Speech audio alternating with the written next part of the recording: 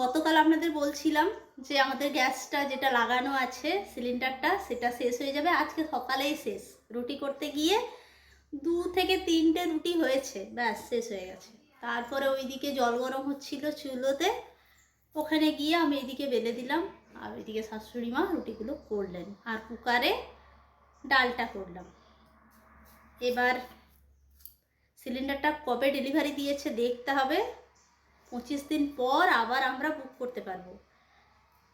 এখন এই আমি রান্না করব, সমস্ত কিছু এইদিকে রেডি করে নিই, তারপর ওখানে বসে বসে রান্নাটা করে নেবো। আজকে কাঁচকলার ঝোল বানাবো, বেশি কিছু করব না। এখন সব রান্না হলো, এখন হচ্ছে দেখাই সয়াবিন রোস্ট। আজকে কি বানালাম, আমের ঝোল বানিয়েছি, আর এইদিকে বানিয়েছি কাঁচকলার ঝোল।